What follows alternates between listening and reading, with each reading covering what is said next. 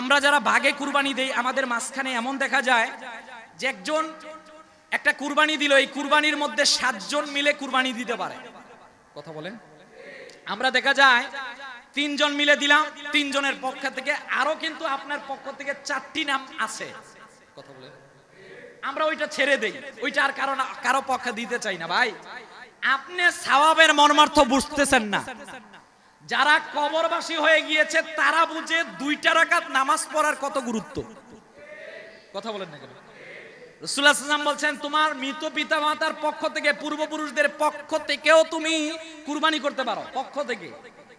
এমনকি রাসূলুল্লাহ সাল্লাল্লাহু আলাইহি ওয়াসাল্লাম উম্মতের পক্ষ থেকেও কুরবানি করেছিলেন। সুবহানাল্লাহ বলবেন না?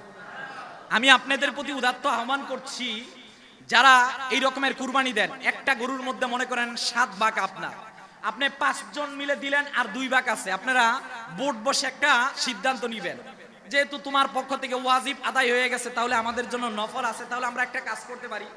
এই কাজটা হবে একজন উম্মত হিসাবে, রাসূলুল্লাহ সাল্লাল্লাহু আলাইহি ওয়াসাল্লাম যেহেতু উম্মতের পক্ষে কুরবানি দিয়েছেন, আমাদেরও দায়িত্ব রাসূলুল্লাহ সাল্লাল্লাহু আলাইহি ওয়াসাল্লামের ভালোবাসা নিয়ে রাসূলুল্লাহ সাল্লাল্লাহু আলাইহি ওয়াসাল্লামের পক্ষ থেকেও নফল কুরবানি করা।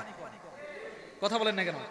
আমি আপনাদের প্রতি উদাত্ত আহ্বান করব, যাদের সুযোগ আছে তারা চেষ্টা করবেন প্রিয় নবীজি সাল্লাল্লাহু আলাইহি ওয়াসাল্লামের পক্ষ থেকে কুরবানি করার জন্য।